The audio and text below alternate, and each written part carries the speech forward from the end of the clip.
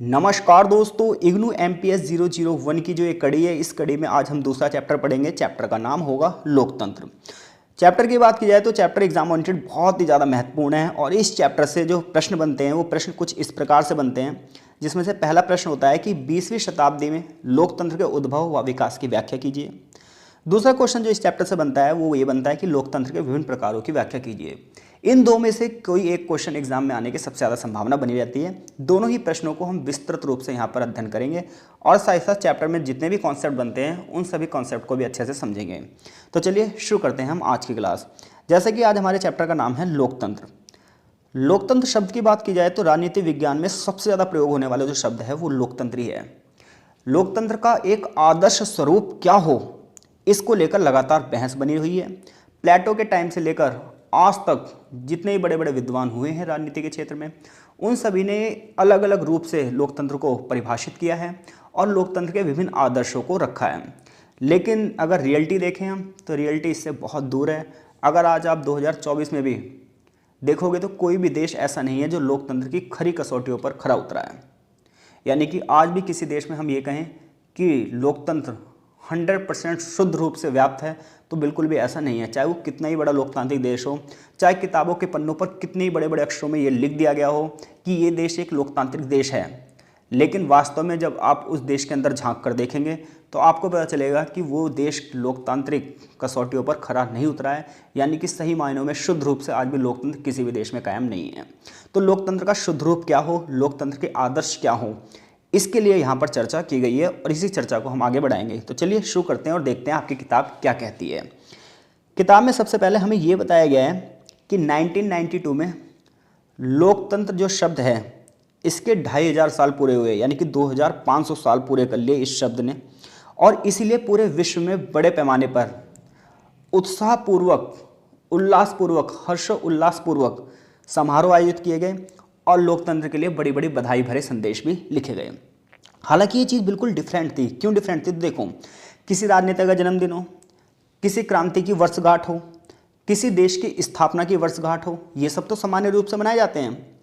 लेकिन कोई राजनीतिक आदर्श, कोई पॉलिटिकल आइडियोलॉजी, उसको कभी भी किसी ने जो है उत्सव के रूप में नहीं मनाया है, कभी भी सेलिब्रेट नहीं किया है। तो एक पॉलिटिकल आइडियोलॉजी को हम क्या कर रहे हैं, एक राजनीतिक आदर्श को हम क्या कर रहे हैं, सेलिब्रेट कर रहे हैं। तो ये अपने आप में एक बहुत बड़ी बात थी। तो 1992 में ये माना गया कि लोकतंत्र के 2500 साल पूरे हो चुके हैं, 2500 वर्ष पूरे हो चुके हैं और इसलिए अलग अलग जगह पर अलग अलग समारोह आयोजित किए गए और बड़े पैमाने पर उत्साहपूर्वक लोकतंत्र का उत्सव मनाया गया, जो कि एक अलग चीज़ थी बिल्कुल। क्योंकि कोई देश जैसे आज़ाद, भारत 1947 में आज़ाद हुआ है तो हम हर साल क्या है उसकी आज़ादी की वर्षगांठ मनाते हैं। किसी बड़े राजनेता का जन्मदिन है तो उसको हर साल हम याद करते हैं। भारत के राष्ट्रपिता महात्मा गांधी 2 अक्टूबर हर साल उन्हें याद किया जाता है।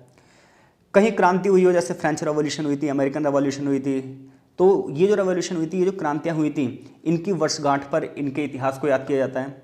लेकिन कोई एक आइडियोलॉजी को याद करना एक अपने आप में बहुत बड़ी बात थी। खैर, तो अगर हम लोकतंत्र शब्द की बात करें, इस लाइन से ये पता चलता है कि लोकतंत्र शब्द जो है वो 2500 साल पुराना है।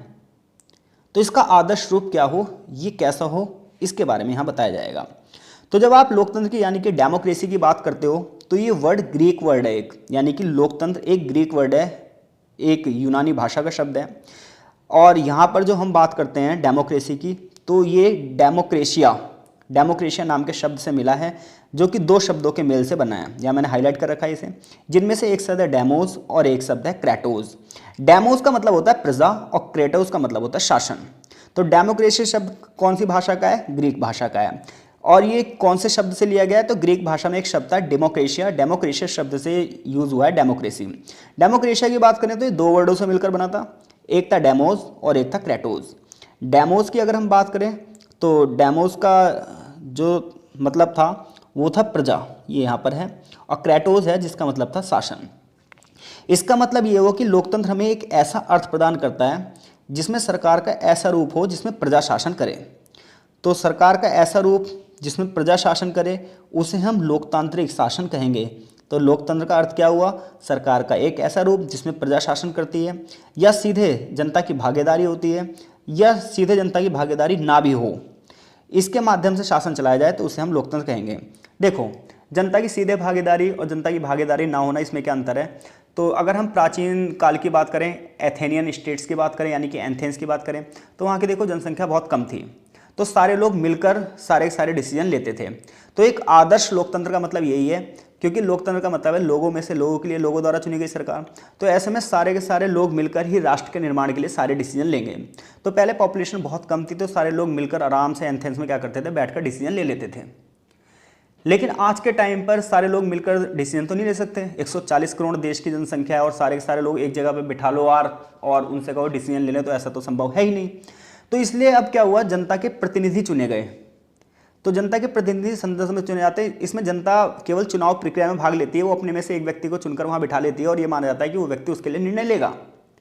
तो इस आधार पर लोकतंत्र दो प्रकार के होते हैं, डायरेक्ट और इनडायरेक्ट, प्रत्यक्ष और अप्रत्यक्ष। प्रत्यक्ष लोकतंत्र वो है जिसमें जनता सीधे सीधे भागीदारी लेगी, और अप्रत्यक्ष लोकतंत्र वो है जिसमें जनता सीधे सीधे भागीदारी नहीं लेगी। तो कुल मिलाकर लोकतंत्र की बात करें तो ये इंग्लिश का एक वर्ड है डेमोक्रेसी, और डेमोक्रेसी वर्ड की बात करें तो ये ग्रीक वर्ड से मिला है, और ग्रीक वर्ड वो कौन सा था, डेमोक्रेशिया।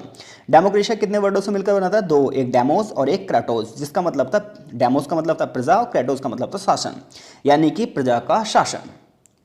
तो पिछले 2500 सालों में लोकतंत्र के स्वरूप में जो परिवर्तन आया, वो परिवर्तन यही आया है कि पहले जो लोकतंत्र था वो प्रत्यक्ष था, जिसमें जनता सीधे पार्टिसिपेट करती थी, सीधे बैठक होती थी और सारे लोग मिलकर निर्णय लेते थे। लेकिन आज के टाइम पे इनडायरेक्ट लोकतंत्र हो चुका है, क्योंकि पॉपुलेशन बहुत ज़्यादा बढ़ चुकी है, लोग एक जगह पर नहीं आ सकते हैं और सारे डिसीजन लोगों से पूछकर नहीं लिए जा सकते हैं। धीरे धीरे करके लोकतंत्र का मतलब हुआ जनता की सरकार। लेकिन बात ये आती है कि जनता क्या है, प्रजा की डेफिनेशन क्या हो, एक सिटीजन जो है हमारे, इनकी डेफिनेशन क्या हो, इसको लेकर भी विवाद रहा। अगर हम प्राचीन यूनान की बात करें तो वहाँ पर मनुष्य की 3 श्रेणियाँ वर्जित थी जिन्हें प्रजा में रखा नहीं जाता था। यानी कि वैसे तो सारे के सारे मनुष्य प्रजा ही होते हैं, बट दास, स्त्रियाँ और मैटिक्स। मैटिक्स वो लोग होते थे जो विदेशों में दूसरे क्षेत्रों में आकर काम करते थे, उन्हें मैटिक्स कहा जाता था। यहाँ मैंने हाईलाइट कर रखा है। तो मनुष्य की 3 श्रेणियाँ प्रजा के अंतर्गत नहीं आती थी, यानी कि दास, स्त्रियाँ और मैटिक्स, इन्हें प्रजा के अंतर्गत नहीं रखा जाता था। एथेनियन लोकतंत्र की बात करें तो एथेनियन लोकतंत्र पूरी तरीके से उस जीवन यात्रा उसकी गड़बड़ थी, भले ही हमें कितना ही पढ़ाया जाता हो, शुरुआत वहाँ से हुई, ऐसा हुआ वैसा हुआ, लेकिन अगर हम लोकतंत्र की वो यात्रा देखें तो बिल्कुल बेकार थी। क्योंकि जो अभिजात थे, सेनानायक थे, जनसत्तावादी थे, ये लगातार सत्ता को कब्जा करने के लिए नए नए तरीके ढूंढते रहते थे, जिसकी वजह से वहाँ पर लड़ाई झगड़े भी होते रहते थे। इसलिए प्लेटो, अरस्तु एक अलग तरीके से इसकी व्याख्या करेंगे। तो ये तो बात रही कि लोकतंत्र आदर्श के स्रोत क्या हो, लोकतंत्र की जो स्थापना है उसे हम किस देश का उदाहरण दें कि जहाँ पर सबसे अच्छा लोकतंत्र हो। तो ऐसा देश हमें यहाँ मिलता ही नहीं है। आगे चैप्टर की शुरुआत होती है कि लोकतंत्र की ऐतिहासिक पृष्ठभूमि, और यहाँ से हमारे पहले क्वेश्चन का आंसर बनेगा, जो कि मैंने आपको शुरुआत में बताया था कि 20वीं शताब्दी में लोकतंत्र के उद्भव और विकास की व्याख्या कीजिए, यानी कि लोकतंत्र का उदय कैसे हुआ और लोकतंत्र का विकास कैसे हुआ। तो जब हम डेमोक्रेसी की हिस्ट्री की बात करते हैं तो लोकतंत्र की जो आज हम आधुनिक रूप देखते हैं, इसकी शुरुआत होती है ब्रिटेन की क्रांति से। तो ब्रिटेन में क्या था, ब्रिटेन में पहले राजा का शासन था, फिर ब्रिटेन में क्रांति होती है प्रजातांत्रिक, और ना राजा से सारे अधिकार लेकर संसद को अधिकार दे दिए जाते हैं।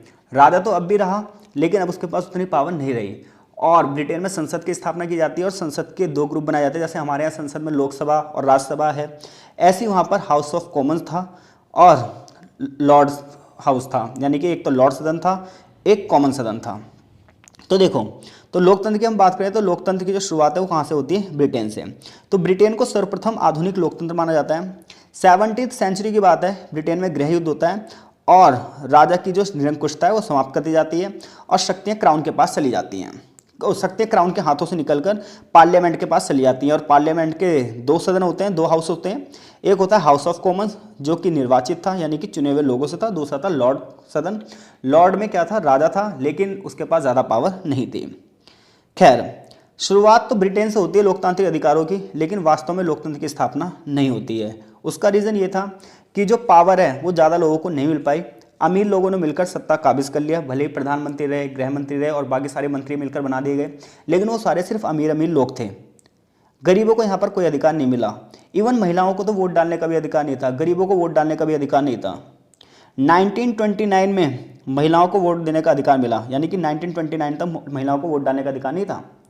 और 1948 में पहली बार यहाँ पर सार्वभौमिक वयस्क मताधिकार का अधिकार दिया गया, यानी कि 1948 में ब्रिटेन में जाकर, यानी कि 17वीं सेंचुरी में डेमोक्रेसी की स्थापना हुई ब्रिटेन में, बट 1948 में जाकर सभी लोगों को वोट डालने का अधिकार मिला। यानी कि जैसे हमारे देश में है कि 18 साल से ऊपर का हर एक व्यक्ति वोट डालने का अधिकार रखता है, ऐसे ही ब्रिटेन की अगर हम बात करें तो 1948 में एक व्यक्ति एक वोट के सिद्धांत को बढ़ावा दिया गया। यानी कि 1948 से पहले ब्रिटेन के बहुत सारे लोगों को वोट डालने का अधिकार नहीं था, भले ही डेमोक्रेसी वहाँ पर थी। तो डेमोक्रेसी का मतलब होता है जनता में से चुनेगी सरकार, लेकिन इसका मतलब ये भी तो होना चाहिए कि सारी की सारी जनता को वोट डालने का अधिकार हो, लेकिन कुछ ही लोगों को वहाँ पर वोट डालने का अधिकार था। तो जब आप लोकतंत्र की ऐतिहासिक पृष्ठभूमि पर नजर डालते हैं तो आपको पता चलता है कि लोकतंत्र की शुरुआत तो ब्रिटेन से हुई। लोकतंत्र का सबसे पुराना चरित्र तो ब्रिटेन में माना जाता है, जहां पर एक क्रांति होगी और ब्रिटेन के राजा से सारी सत्ता छीनकर पार्लियामेंट यानी कि संसद को दे दी जाएगी। बट संसद में जो नए लोग आएंगे, जिनके पास पावर आएगी, प्रधानमंत्री जो बनेंगे, ये भी अमीर ही लोग होंगे। तो सत्ता कुछ ही लोगों के हाथों में चली जाएगी, चुनिंदा लोगों के हाथों में ही चली जाएगी। इवन जनता को तो वोट डालने का अधिकार भी नहीं होगा, महिलाओं को, दासों को, गरीबों को वोट डालने का अधिकार भी नहीं होगा। तो ऐसे में लगातार समय समय पर लड़ाई झगड़े, दंगे फसाद, क्रांतियां होती रहेंगी, और ये जब तक होती रहेंगी जब तक कि लोग अपने अधिकारों को प्राप्त ना कर लें। और फाइनली 1948 में, जैसे कि यहाँ लिखा है, जब ये अधिकार की लड़ाई जब तक चलती रही जब तक सभी लोगों को वोट डालने का अधिकार नहीं मिल गया। लोकतंत्र की दूसरे चरण में जब हम जाते हैं तो इसकी शुरुआत होती है फ्रांस में। फ्रांसीसी क्रांति को एक गौरवमय क्रांति का नाम दिया जाता है, क्योंकि यहाँ पर स्वतंत्रता, समानता, भाईचारा, लिबर्टी, इक्वलिटी और ब्रदरहुड का नारा दिया गया। तो फ्रांस में 1789 की जो क्रांति थी, इसमें एक उग्र लोकतंत्र की स्थापना की बात हुई, स्वतंत्रता, समानता और भाईचारे की बात की गई। जैसा कि अगर हम बात करें यहाँ पर the declaration of the rights of man and citizen नामक ग्रंथ से फ्रेंच नागरिकों की बात की गई। ये बात की गई कि जो फ्रांस में नागरिक कौन होंगे, वोट डालने का अधिकार किसे होगा, ये बात यहाँ पर की गई the declaration of the rights of man and citizen में। अब ऐसे में अधिकारों की घोषणा की गई कि आपको विचारों की आज़ादी होगी, व्यक्तिगत स्वतंत्रता की आज़ादी होगी, यानी कि इंडिविजुअल लिबर्टी की आज़ादी होगी। आपको आप अपने विचार कहीं पर भी रख सकते हो, फ्रीडम ऑफ स्पीच होगी, आपको धर्म की आज़ादी होगी, संपत्ति की सुरक्षा होगी, और आपको आपके पॉलिटिकल राइट्स मिलेंगे। लेकिन यहाँ पर भी सिर्फ वही बात रही, सिर्फ और सिर्फ बात दिखावे में रही। एक तरफ तो फ्रांस की क्रांति ने स्वतंत्रता, समानता और भाईचारे का नारा दिया, तो वहीं दूसरी ओर इसने भी गरीबों को और स्त्रियों को वोट डालने के अधिकार से दूर रखा। 1946 में महिलाओं को वोट डालने का अधिकार मिलता है, कहां पर? फ्रांस में। 1791 की अगर बात करें तो केवल 40 लाख पुरुष नागरिकों को ही वोट डालने का अधिकार मिला था और बाकी सारे लोगों को वोट डालने का अधिकार नहीं मिला। लोकतांत्रिक इतिहास में नजर डाल लेते हैं हम तीसरे देश पर, जिसका नाम है यूएसए, यानी कि अमेरिका। अमेरिका में गृह युद्ध हुआ और अमेरिका आजाद हुआ, और आगे चलकर उसने भी अपना एक बिल पास किया जिसका नाम था डिक्लेरेशन ऑफ द इंडिपेंडेंस। ये बिल 1776 में पारित हुआ, और इसमें भी ये बात हुई कि अमेरिका में हम लोकतंत्र की स्थापना करेंगे। लेकिन सेम प्रोसीजर यहाँ पर भी था। वोट डालने का अधिकार केवल कुछ ही लोगों को दिया गया, गोरे लोगों को वोट डालने का अधिकार दिया गया, अश्वेत लोगों को तो वोट डालने का अधिकार ही नहीं दिया। सत्ता पे केवल कुछ ही लोग काबिज हो गए और बाकी सारे लोगों को सत्ता से दूर रखा गया। और यहाँ पर भी लगातार क्रांति दर क्रांति होती रही, लोग अपने अधिकारों की बात करते रहे, और फाइनली जाकर लोगों को वर्तमान में वोट डालने का अधिकार मिला है, जिसमें सभी लोग वोट डाल सकते हैं। तो ऐसे में अगर हम लोकतंत्र की यात्रा देखें तो लोकतंत्र की यात्रा बड़ी दुखद रही है, बड़ी हिंसक रही है। बहुत सारे लोगों ने अपना रक्त बहाया इस यात्रा के लिए। चाहे आप ब्रिटेन का एग्जाम्पल देख लें, चाहे आप फ्रांस का एग्जाम्पल देख लें, चाहे आप यूएसए का एग्जाम्पल देख लें। तो ऐसे में फिलोसफर्स ने अलग अलग माध्यम से लोकतंत्र को परिभाषित करने का प्रयास किया है और लोकतंत्र की यात्रा का अपनी बहुत सारी किताबों में वर्णन किया है। जैसे कि यहाँ पर आप देख सकते हैं, मैंने हाईलाइट कर रखा है यहाँ पर, लेवलर्स, जॉन लॉक और टॉम पेन ने अपनी किताबों में, जैसे कि French declaration of the rights of man 1789, American declaration of independence 1776, उन महत्वपूर्ण विचारों और सिद्धांतों को अभिव्यक्त किया है जिसमें वो आधुनिक विश्व में लोकतंत्र को मजबूत किया है। यानी कि levellers, John Locke, Tom pen का ये मानना है कि आधुनिक विश्व में अगर डेमोक्रेसी मजबूत हुई है तो ये हुई है कि जब फ्रेंच रेवोल्यूशन हुआ था उसके बाद जो उनके अधिकारों का बिल पेश किया गया जिसका नाम था French declaration of the rights of man. और इसी प्रकार से 1776 में अमेरिका में जो एक कानून बनाया गया था जिसका नाम था अमेरिकन डिक्लेरेशन ऑफ इंडिपेंडेंस, यही आधुनिक लोकतंत्र की नींव का कायम करते हैं। तो ऐसे में levellers, John Locke, Tom pen के अगर आप लेखों को पढ़ोगे, दस्तावेजों को पढ़ोगे, उनकी डिक्लेरेशंस को पढ़ोगे तो आपको पता चलता है कि किस प्रकार से लोकतंत्र की यात्रा रही है। जॉन लॉक की किताब है सेकंड ट्रीटीज ऑन गवर्नमेंट, ये उच्च कोटि के स्वतंत्रता विचारों की एक महत्वपूर्ण ग्रंथ है। इस पुस्तक में जॉन लॉक बताते हैं कि लोकतंत्र की प्रकृति कैसी होनी चाहिए, लोकतंत्र के नियम कैसे होने चाहिए। वो ये कहते हैं कि लोकतंत्र के अंतर्गत किसी व्यक्ति के स्वास्थ्य, स्वतंत्रता और उसके स्वामित्व को नुकसान नहीं पहुंचना चाहिए।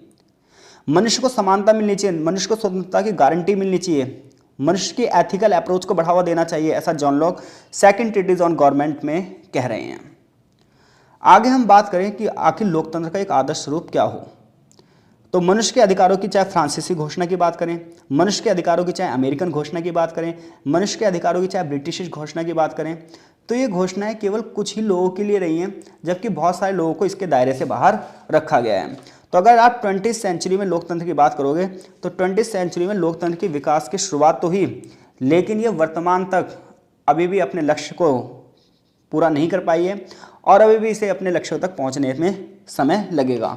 जहां आपकी किताब ये बताती है कि 20वीं सेंचुरी के बाद लोकतांत्रिक लहर लगातार आती गई हैं, डेमोक्रेटिक वेव्स लगातार आती गई हैं। जैसे कि अगर हम बात करें तो 19वीं सेंचुरी के एंड में जाकर लोकतंत्र की शुरुआत हुई। इसके बाद फर्स्ट वर्ल्ड वॉर के बाद बड़े पैमाने पर बहुत सारे देशों में डेमोक्रेसी आई। लोकतंत्र की जो थर्ड वेव आई है, लोकतंत्र की जो तीसरी लहर आई है, वो सेकेंड वर्ल्ड वॉर के बाद आई है, जब जर्मनी से नाजीवाद खत्म हुआ, इटली से फांसीवाद खत्म हुआ और नए नए देशों में डेमोक्रेसी स्थापित हो पाई। 1950 1960 के बाद बड़े पैमाने पर जो नए नए देश आज़ाद हुए वहाँ पर डेमोक्रेसी आई। फॉर एग्जांपल आप इंडिया की बात कर लो, इंडिया जब देश आज़ाद होता है उसके बाद यहाँ पर डेमोक्रेसी आती है। तो यानी कि विश्व में, वर्ल्ड के लेवल पर डेमोक्रेसी की अलग अलग वेव आई हैं। हालांकि जो पहली वेव की शुरुआत है वो फ्रेंच रेवोल्यूशन के बाद है और उसके बाद से लगातार अलग अलग वेव में अलग अलग देश अपने देश में लोकतंत्र की स्थापना कर रहे हैं। आज भी बहुत सारे देश हैं जहाँ पर लोकतंत्र की स्थापना करना भी बाकी है। तो अगर क्वेश्चन आपसे ये पूछा जाता है कि 20वीं सेंचुरी में यानी कि 20वीं शताब्दी में लोकतंत्र का उद्भव और विकास की व्याख्या करो, तो आप ब्रिटेन से शुरू करोगे अपना आंसर। पहले ब्रिटेन का एग्जाम्पल बताओगे, फिर अमेरिका का एग्जाम्पल बताओगे, फ्रांस का ब्रिटेन के बाद फ्रांस का एग्जाम्पल बताओगे, फिर अमेरिका का एग्जाम्पल बताओगे, फिर ये बताओगे वहाँ को लोगों को कैसे अधिकार मिला, फिर जॉन लॉक के बारे में थोड़ा सा आप बता दोगे, फिर उसके बाद आप लोकतंत्र की जो 3-4 लहरें आई हैं इनके बारे में बताओगे। आई होप सो इस प्रश्न का उत्तर देने में आप सक्षम हैं। आगे इस चैप्टर में छोटे छोटे बहुत सारे लोकतांत्रिक विचार दिए हुए हैं। जब हम बात करते हैं लोकतंत्र के संकल्पनात्मक परिवार की, तो लोकतंत्र वर्ड अपने आप में सिंगल वर्ड नहीं है, इसके साथ कुछ वर्ड अपने आप चलते रहते हैं। जैसे जब आप लोकतांत्रिक देश की बात करोगे तो आप ये कहोगे वहाँ के लोगों के पास डिसीजन मेकिंग पावर होगी, यानी कि स्वायत्ता होगी। लोगों के पास कुछ राइट्स होंगे, यानी कि अधिकार होंगे। लोग इक्वेलिटी का जीवन जी रहे होंगे, यानी कि समानता होगी। और लोगों को अपना कार्य करने की लिबर्टी होगी, यानी कि स्वतंत्रता होगी। यानी कि जब मैं आपसे कहता हूँ कि कोई देश लोकतांत्रिक है तो आपकी जो इमेजिनेशन वाली पावर है वो आपको ये कहेगी कि अगर ये देश डेमोक्रेटिक है तो यहाँ के लोगों के पास डिसीजन मेकिंग पावर होगी, स्वायत्ता होगी, कुछ राइट्स होंगे, यहाँ पर इक्वेलिटी होगी और यहाँ पर लिबर्टी होगी। तो जब हम इक्वेलिटी, लिबर्टी यानी कि समानता, स्वतंत्रता, राइट्स, अधिकार और डिसीजन मेकिंग पावर यानी कि स्वायत्ता की बात कर रहे हैं, तो ये चारों चीज़ लोकतंत्र की फैमिली है। लोकतंत्र का एक संकल्पनात्मक परिवार है जो कि इन सबको एक साथ लेकर चलता है। तो जब आप लोकतंत्र को इमेजिन करते हो, लोकतंत्र की कल्पना करते हो, तो इसमें विचारों का एक समूह आता है। लोकतंत्र वर्ड अपने आप में कभी अकेला यूज़ हो ही नहीं सकता। जिस देश के लोगों को स्वतंत्रता ना हो, अपने बात को बोलने की आज़ादी ना हो, जहाँ पर इक्वेलिटी ना हो, अगर वो देश लोकतंत्र भी है तो फिर क्या फ़ायदा है। अगर मैं कह रहा हूँ कि ये देश, कोई देश है और वो देश डेमोक्रेटिक है, बट वहाँ के लोगों को इक्वेलिटी नहीं है, वहाँ के लोगों को अपनी डिसीजन मेकिंग पावर ही नहीं है, उन्हें सरकार के आपने झुकना ही पड़ रहा है, तो फिर हम कैसे कह सकते हैं वो देश डेमोक्रेटिक है। तो जब आप डेमोक्रेसी वर्ड की बात करते हो तो उसके साथ स्वायत्ता, अधिकार, समानता और स्वतंत्रता अपने आप ही सीधे सीधे चली जाती है। तो हम कहते हैं कि ये डेमोक्रेसी की फैमिली है। तो लोकतंत्र के जब हम इमेजिन करते हैं तो उसे एक परिवार के रूप में देखा जाता है। इस परिवार में अधिकार, स्वतंत्रता, समानता सबसे प्रमुख हैं और इसको मजबूत करना ही हम ये कहते हैं कि डेमोक्रेसी का सिद्धांत है। तो यहाँ पर इस पैराग्राफ में इसी चीज़ के ऊपर बताया गया है। तो लिबरलिज्म की बात करें, उदारवादी सिद्धांतों की बात करें, तो जितने भी उदारवादी राजनीतिक सिद्धांतकार रहे हैं उन्होंने स्वायत्ता, स्वतंत्रता और समानता को लोकतंत्र के परिवार की बात करी है। उनका ये मानना है कि लोकतंत्र स्थापित होने से पहले हमें स्वतंत्रता के आदर्शों को, समानता के आदर्शों को स्थापित करना पड़ेगा। जैसे कि जॉन लॉक ने भी कहा है। जॉन लॉक ने कहा है कि हम डेमोक्रेटिक कंट्री उसे कहेंगे जहां सरकार व्यक्ति के अधिकारों को बढ़ावा देती है, व्यक्ति की स्वतंत्रता की गारंटी देती है। ये सरकार का ही काम है कि वो व्यक्ति के जीवन, स्वतंत्रता और संपत्ति को बिना नुकसान पहुंचाए बढ़ावा दे। लेकिन बात वही आती है, क्वेश्चन ये आता है कि समानता लाई कैसे जाए, स्वतंत्रता स्थापित कैसे की जाए। और इसमें लगातार मतभेद चलते रहते हैं। कुछ लोग कहते हैं ये डिसीजन सरकार द्वारा लिए जा सकते हैं और कुछ लोग कहते हैं बिना सोसाइटी के पार्टिसिपेशन के ये चीज़ कभी स्थापित हो ही नहीं सकती। फॉर एग्जांपल मान लो सरकार ये कह दे कि इक्वलिटी का आपको राइट्स है, इंडियन कॉन्स्टिट्यूशन में आर्टिकल नंबर 14 से लेकर आर्टिकल नंबर 18 में समानता का अधिकार है, लेकिन जब तक लोग अवेयर नहीं होंगे, जब तक समाज अपने स्तर पर समानता स्थापित करने का प्रयास नहीं करेगा, तो वो कानून तो सिर्फ और सिर्फ संविधान में लिखे हुए रह जाएंगे, वो अधिकार तो संविधान में लिखे हुए रह जाएंगे, जनता उसको कभी प्रयोग ही नहीं कर पाएगी, क्योंकि जनता तो रूढ़िवादी प्रक्रियाओं में बंधी हुई है, वो तो अपनी जमी जमाई व्यवस्था में चल रही है। तो ऐसे में अधिकार संविधान में लिखे हुए रह जाते हैं, पेपरों में क्वेश्चन पूछने के लिए रह जाते हैं और सोसाइटी में उसकी स्थापना नहीं हो पाती है।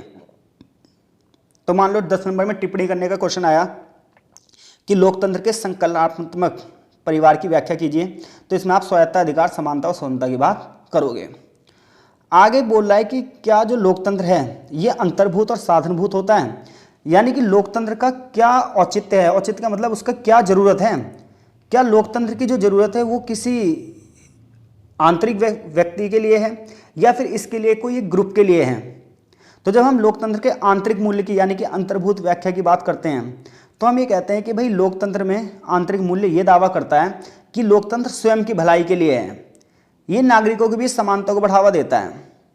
जबकि जब हम बात पूरे ग्रुप की करते हैं तो हम ये कहते हैं लोकतंत्र एक ऐसी व्यवस्था है जिसमें एक कॉम्पिटिटिव माहौल बना रहता है और एक लीडरशिप के माध्यम से देश में शांति माहौल स्थापित किया जाता है।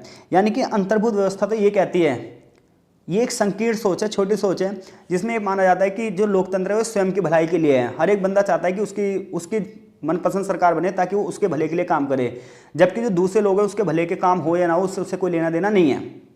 तो लोकतंत्र की सबसे बड़ी कमी है कि इसमें मेजोरिटी का शासन होता है, तो मेजोरिटी ये सोचती है कि ना सिर्फ हमारे लिए सरकार काम करे, माइनॉरिटीज़ के लिए काम ना करे। तो ऐसे में स्वयं की भलाई की जब हम बात करते हैं तो ये बात अंतर्भूत कहलाती है। जब हम स्वयं की भलाई के लिए बात करते हैं तो ये बात अंतर्भूत कहलाती है, लेकिन जब हम एक सामूहिकता के सिद्धांत की ओर चलते हैं तो ये बात साधनभूत कहलाती है। क्लियर है? तो आप यहाँ पर ये चीज़ लिखोगे, मेन चीज़ें मैंने यहाँ पर हाईलाइट कर रखी है। आगे इस चैप्टर से जो मेन क्वेश्चन बनता है वो यहाँ से ये शुरू होता है कि लोकतंत्र के विभिन्न प्रकार बताइए। उससे पहले एक पैराग्राफ और है कि लोकतंत्र जो है वो प्रक्रियात्मक है या सत्तावाचक है। तो देखो, बड़े समाजों में अगर हम बात करें, जटिल समाजों में हम बात करें, तो ये तो संभव नहीं है ना भाई, किसी बड़े देश में जिसकी पॉपुलेशन बहुत ज़्यादा है वहाँ पर ये संभव तो नहीं है कि हर मामले में डिसीजन लेने के लिए लोग एक साथ बैठे हैं। ऐसा तो नहीं हो सकता। जैसे कि मैंने आपको चैप्टर की शुरुआत में बताया था कि शुरुआत में पॉपुलेशन कम थी तो लोग मामले के निर्णय के लिए एक साथ बैठते थे। गाँव में पंचायतों में लोग मामले के निर्णय के लिए एक साथ बैठते थे, सामने 5 लोग पंचायत में बैठ जाते थे और बाकी गाँव के लोग सामने बैठे होते थे, सबके सामने निर्णय लिए जाते थे। लेकिन आज इतनी ज़्यादा पॉपुलेशन हो चुकी है, जनसंख्या इतनी ज़्यादा हो चुकी है कि हम ये सोचें कि सारे निर्णय हम सब एक साथ बैठ कर लेंगे, तो ऐसा तो हो ही नहीं सकता। तो यही कारण है कि आज अप्रत्यक्ष लोकतंत्र स्थापित हो चुका है। ऐसे में जो प्रक्रियात्मक लोकतंत्र है, प्रक्रियात्मक लोकतंत्र वो लोकतंत्र होता है जिसमें सिर्फ हम ये बात करते हैं कि लोकतंत्र की जो संस्थाएं हैं, फॉर एग्जांपल लोकतंत्र की संस्थाएं क्या होती हैं, कार्यपालिका, विधायिका, न्यायपालिका, ये क्या है, सरकार के अंग हैं। इसी प्रकार से चुनाव आयोग, तो जब हम चुनाव आयोग का अध्ययन करते हैं, विधानसभाओं का अध्ययन करते हैं, संवैधानिक सरकारों का अध्ययन करते हैं, हम ये सोचते हैं कि संवैधानिक सरकारों की गतिविधियां क्या हो, जब हम ये सोचते हैं कि चुनाव आयोग के काम क्या हो, तो ये कहलाता है प्रक्रियात्मक लोकतंत्र। लेकिन जब आप सत्तावाचक लोकतंत्र की बात करते हो तो इसके पीछे एक लॉजिक दिया जाता है। वो लॉजिक ये दिया जाता है कि भाई देखो, लोकतंत्र का अध्ययन सिर्फ ये नहीं है, मैंने यहाँ पे देखा हाईलाइट कर रखा है कि लोकतंत्र का मतलब ये नहीं है कि हम निष्पक्ष चुनाव करवाने के लिए चुनाव आयोग का अध्ययन करें, संवैधानिक सरकारों का अध्ययन करें, विधानसभाओं का अध्ययन करें। केवल लोकतंत्र का मतलब ये नहीं है, क्योंकि लोग देशों में बहुत सारे लोग ऐसे होते हैं जो कम पढ़े लिखे होते हैं, अशिक्षित होते हैं, या कुछ लोग ऐसे होते हैं जिनके पास संसाधन नहीं होते हैं, कुछ लोग ऐसे होते हैं जिन पे बहुत सारी चीज़ों की कमी होती है। तो ये लोग लोकतांत्रिक अधिकारों के दावा नहीं कर सकते क्योंकि इन्हें अपने बारे में अवेयरनेस नहीं होती है। तो ऐसे में हमें एक ऐसी सरकार चाहिए जो इन लोगों के लिए भी सोचे। जब हम ऐसी सरकार की बात करते हैं तो उसी को सत्तावाचक सरकार कहते हैं। यानी कि जो प्रक्रियात्मक सरकार है, प्रक्रियात्मक सरकार तो सिर्फ और सिर्फ ये कह रही है, मतलब प्रक्रियात्मक दृष्टिकोण तो सिर्फ ये कह रहा है कि लोकतंत्र को जब हम अध्ययन कर रहे हैं तो हम उसकी संस्थाओं का अध्ययन कर रहे हैं। लेकिन सत्तावाचक विचारक ये कह रहे हैं कि भाई बहुत सारे लोग ऐसे होते हैं जिन्हें अपने अधिकारों के बारे में पता नहीं होता, वो लोग इतने पढ़े लिखे नहीं हैं, उनके अंदर इतनी अवेयरनेस नहीं है। तो ऐसे में उन लोगों के लिए काम कौन करेगा? तो सरकार ऐसी होनी चाहिए जो अवेयर नहीं है लोग उनके लिए भी काम करें और जो अवेयर है उनके लिए भी काम करें। यानी कि सरकार अपनी पावर का यूज करे, अपनी सत्ता का प्रयोग करे और सब लोगों के लिए कार्य करे। चाहे महिलाओं के अधिकार की बात हो, चाहे पुरुषों के अधिकार की बात हो, चाहे अल्पसंख्यकों के अधिकार की बात हो, सबको अधिकार उनकी बात करें।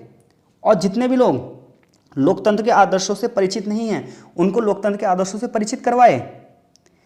तो ये अगर क्वेश्चन पूछता है आपसे लोकतंत्र का प्रक्रियात्मक और सत्तावाचक दृष्टिकोण क्या है, हालांकि ये क्वेश्चन पूछता नहीं है वो, बट फिर भी आपकी वर्ड पावर बढ़ाने के लिए ये पैराग्राफ यहाँ पर दिए गए हैं और ये सारी चीज़ें यहाँ पर लिखी हुई हैं, आप किताब से पढ़ सकते हैं। आगे इस चैप्टर का दूसरा क्वेश्चन शुरू होता है कि लोकतंत्र के विभिन्न प्रकार बताइए, कि लोकतंत्र में प्रतिनिधित्व लोकतंत्र क्या है, इसके अलावा लोकतंत्र में सहभागितापूर्ण लोकतंत्र क्या है, मंत्रणात्मक लोकतंत्र क्या है, सामाजिक लोकतंत्र क्या है, सार्वभौमिक लोकतंत्र क्या है। तो कुल मिलाकर यहाँ पर 5 प्रकार के लोकतंत्र के बारे में बताया गया है। हम इनमें से एक एक प्रकार के लोकतंत्र का अच्छे से अध्ययन करेंगे। तो देखो, जब हम लोकतंत्र के प्रतिनिधिक लोकतंत्र की बात करते हैं तो देखो, प्रतिनिधि का मतलब ही क्या होता है कि जनता के बीच में से एक प्रतिनिधि खड़ा हुआ है जो जनता का लीडर है। तो देखो, प्रत्यक्ष लोकतंत्र की बात करें तो हमने बात कर ली, डायरेक्ट डेमोक्रेसी तो हो ही नहीं सकती क्योंकि सभी लोग मिलकर निर्णय नहीं ले सकते। तो ऐसे में जनता सिर्फ चुनावी प्रक्रिया में भाग लेती है, जनता वोटिंग करती है और अपने में से एक प्रतिनिधि को चुन लेती है और वो प्रतिनिधि पूरी जनता के लिए निर्णय लेता है। इसी लोकतंत्र को हम प्रतिनिधिक लोकतंत्र कहते हैं। बट प्रतिनिधिक लोकतंत्र की बहुत बड़े पैमाने पर आलोचना की जाती है। क्यों की जाती है? तो प्रतिनिधिक लोकतंत्र की आलोचना इसलिए की जाती है क्योंकि इसमें देखा जाए तो कुछ ही लोग मिलकर शासन करते हैं और बड़े पैमाने पर सभी लोगों को प्रभावित करते हैं। जैसे कि आप किताब की लाइन देखोगे तो ऐसे लिखी हुई है कि प्रत्यक्ष लोकतंत्र बड़े समाजों में संभव नहीं है।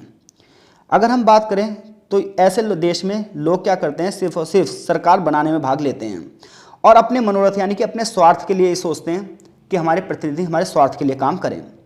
तो बहुत सारे, जैसे कि हम जॉन लॉक की बात करें, हॉब्स की बात करें, तो बहुत सारे विचारकों ने ये कहा है कि राज्य जो आया है वो सोशल कॉन्ट्रैक्ट थ्योरी के माध्यम से आया है। यानी कि उन्होंने सोशल कॉन्ट्रैक्ट की एक थ्योरी दी है जिसमें यह बताया जाता है कि जनता अपने अधिकारों की सुरक्षा के लिए प्रतिनिधियों को चुनती है और प्रतिनिधियों का काम यही होता है कि जनता के अधिकारों की रक्षा करें। इतना ही काम होता है सरकारों का। लेकिन आज अगर हम प्रतिनिधिक सरकार की बात करें तो मेजोरिटी के लिए काम कर रही है, ऐसा माना जा रहा है। हालांकि काम तो मेजोरिटी के लिए भी नहीं कर रही है, बस दिखावा किया जा रहा है। तो ऐसे में इसकी आलोचना बड़े पैमाने पर की जाती है और आलोचना करने का जो सबसे बड़ा कारण है वो यही है कि केवल और केवल लोकतंत्र दिखता तो है लेकिन शुद्धता में लोकतंत्र वहां पर वास्तव में है नहीं। तो कुल मिलाकर प्रतिनिधिक लोकतंत्र में क्या है कि लीडरशिप कुछ लोगों के हाथ में होगी और जनता सिर्फ और सिर्फ वोट डालने का साधन होंगे। अगला है सहभागितापूर्ण लोकतंत्र। सहभागितापूर्ण लोकतंत्र, देखो नाम से पता चलता है कि पार्टिसिपेशन हो रहा है। तो सहभागिता लोकतंत्र ये कह रहा है, सहभागिता लोकतंत्र की बात करें तो जॉन स्टुअर्ट मिल जैसे विचारकों ने इसके बारे में बताया है कि लोकतंत्र जब तक स्थापित नहीं हो सकता जब तक एक एक जनता इसमें भागीदारी ना करे। तो जनता की जितनी ज़्यादा भागीदारी होगी उतना ही ज़्यादा लोकतंत्र का स्वरूप भी अच्छा होगा। ऐसा कौन कह रहा है? सहभागितापूर्ण लोकतंत्र। सहभागिता मतलब होता है पार्टिसिपेट करना।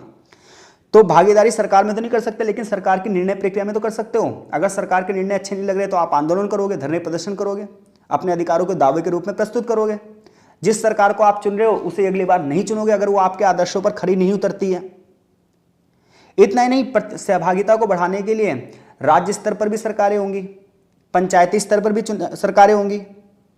तो स्थानीय संस्थाओं की स्थापना की जाएगी, छोटे छोटे स्तर पर जो है सत्ता का बंटवारा किया जाएगा ताकि ज़्यादा से ज़्यादा लोग पार्टिसिपेट करें। हमारे देश की अगर बात करें तो सेंट्रल गवर्नमेंट, स्टेट गवर्नमेंट और फिर उसके पंचायती स्तर भी है, नगर पालिका के स्तर पर भी है। तो इससे होता है कि ज़्यादा से ज़्यादा लोग पार्टिसिपेट करें। तो सहभागितापूर्ण लोकतंत्र ये कह रहा है कि जनता ज़्यादा से ज़्यादा पार्टिसिपेट करे, किसमें? डेमोक्रेसी में। अगला है मंत्रणात्मक लोकतंत्र। जब ये क्वेश्चन आएगा तो इसमें आपको ये पांचों हेडिंग बना के इनके बारे में थोड़ा थोड़ा लिखना है। अगला क्वेश्चन है मंत्रणात्मक लोकतंत्र। देखो, मंत्रणा का मतलब क्या होता है? विचार विमर्श करना। तो किसी मुद्दे पर विचार विमर्श करना क्या कहलाता है? मंत्रणात्मक लोकतंत्र।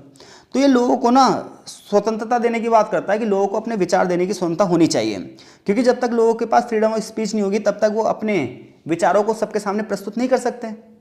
तो लोगों के विचार तर्कपूर्ण होने चाहिए, दृढ़ विश्वास के माध्यम से होने चाहिए और वो जनता को, जो वो देश को प्रभावित करने चाहिए।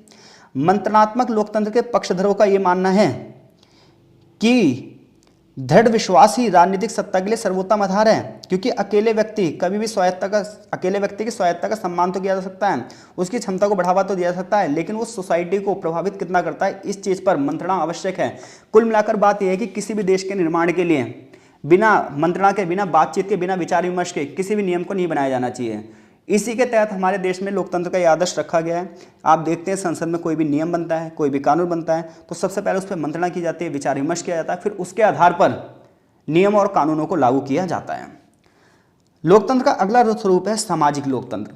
सामाजिक लोकतंत्र एक ऐसा लोकतंत्र है जो इक्वेलिटी को बढ़ावा देने की बात करता है। इसका मानना है कि सोसाइटी में डेमोक्रेसी हम लेकर इसलिए आए हैं ताकि सोसाइटी का कल्याण हो सके, और सोसाइटी का कल्याण जब भी हो सकता है जब इक्वेलिटी हो सके। तो समाजवादी जो लोकतंत्र है, सामाजिक जो लोकतंत्र है, ये कह रहा है चाहे कामगार हो, चाहे महिला हो, चाहे अशक्त हो, चाहे वृद्ध लोग हों, चाहे माइनॉरिटीज़ हों, सबके कल्याण के लिए परिस्थितियाँ प्रदान करनी चाहिए राज्य को। अगर कोई राज्य ऐसा है जो केवल कुछ ही लोगों को अवसर प्रदान कर रहा है तो वो देश कभी भी लोकतांत्रिक नहीं हो सकता, ऐसा सामाजिक लोकतंत्र वालों को मानना है। तो सामाजिक लोकतंत्र एक ऐसे लोकतंत्र की कल्पना कर रहा है जिसमें समानता हो, संसाधनों का वितरण इस प्रकार से हो कि सभी लोगों को उसका फायदा मिल सके, लोक कल्याणकारी हो पाए, देश की सरकार लोक कल्याणकारी कार्य करे, शिक्षा स्वास्थ्य जैसी सुविधाएं प्रदान करे, और चाहे कामगार हो, महिला हो, वृद्ध हो, अमीर हो, गरीब हो, सबके प्रति समानता रूप व्यवहार कर सके। अगला है सार्वभौम लोकतंत्र, यूनिवर्सल डेमोक्रेसी। यूनिवर्सल डेमोक्रेसी की बात करें तो ये कहता है, ये ग्लोबलाइजेशन से जुड़ा हुआ है। इसका ये मानना है कि आज सिर्फ और सिर्फ जो देश है वो अकेले जीवन यापन नहीं कर रहा है, बल्कि वो एक दूसरे से जुड़ा हुआ है। इंटरनेशनल रिलेशनशिप में ये माना जाता है कि आज हर एक देश दूसरे देश पर डिपेंड है। तो जब हर एक देश दूसरे देश पर निर्भर है तो ऐसे में जो डेमोक्रेसी की अवधारणा है वो एक छोटे से क्षेत्र में सीमित नहीं की जा सकती। तो यूनिवर्सल डेमोक्रेसी ये कहती है कि ऐसे बड़े बड़े अंतर्राष्ट्रीय संगठन बन चुके हैं जो पूरे के पूरे विश्व की राजनीति को प्रभावित कर रहे हैं। For example UNO, for example यूरोपीय यूनियन। तो ये कहीं ना कहीं पूरे विश्व को प्रभावित कर रहे हैं। अगर ये कोई डिसीजन ले रहे हैं तो इनके डिसीजन पूरे विश्व को प्रभावित कर रहे हैं, तो इनकी डिसीजन ऐसे होने चाहिए जो सभी के लिए समान रूप से हों। तो सार्वभौम लोकतंत्र एक ऐसा विचार है जो ग्लोबलाइजेशन को यानी कि भूमंडलीकरण को बढ़ावा दे रहा है। ये कह रहा है कि अंतर्राष्ट्रीय संगठन अस्तित्व में आ चुके हैं, चाहे यूरोपीय यूनियन हो, चाहे यूएन हो, और जो पूरे के पूरे विश्व को प्रभावित कर रहे हैं। ऐसे में इनके जो डिसीजन होने चाहिए वो इस प्रकार से होने चाहिए जो सबके लिए इक्वल हों। ऐसे में बड़े पैमाने पर अगर हम बात करें सार्वभौम लोकतंत्र के अंतर्गत, आज बड़े पैमाने पर आप पर्यावरण आंदोलन देख रहे हो, नारीवादी आंदोलन देख रहे हो, इंफॉर्मेशन टेक्नोलॉजी में जो रेवोल्यूशन हो रही है, क्रांति हो रही है, आप उन्हें देख रहे हो। आज WTO जैसी संस्थाएं, WHO जैसी संस्थाएं कार्य कर रही हैं, क्योंकि ये माना गया है कि विश्व में होने वाली एक घटना पूरे विश्व को पूरी तरीके से प्रभावित कर रही है।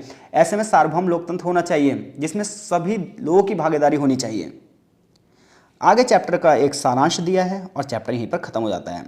चैप्टर से वैसे किताब के हिसाब से 4 प्रश्न बनते हैं कि लोकतंत्र का अर्थ और उसकी प्रकृति बताओ, या 20वीं शताब्दी में लोकतंत्र के उद्भव और विकास की व्याख्या करो, या लोकतंत्र के विभिन्न संकल्पनाओं व प्रकारों की चर्चा करो, लोकतंत्र के विभिन्न प्रकारों की व्याख्या करो। तो इसमें से 2nd नंबर का क्वेश्चन और 4th नंबर का क्वेश्चन सबसे ज़्यादा इंपॉर्टेंट है।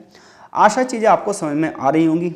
देखिए, चैप्टर पर अगर हम डीपली चर्चा करें तो चैप्टर के जो लेक्चर हैं वो 2-2, 3-3 घंटे के बनते हैं, बट कम समय में थोड़ा सा पढ़ाने की वजह से बहुत सारी चीज़ें हमें स्किप भी करनी पड़ती है। बट मेरी कोशिश है कि एक एक कॉन्सेप्ट आपका क्लियर करवाया जा सके। तो कमेंट बॉक्स में अपने विचार जरूर प्रकट करें। मिलते हैं आपसे नेक्स्ट चैप्टर में, तब तक के लिए आपका बहुत बहुत धन्यवाद।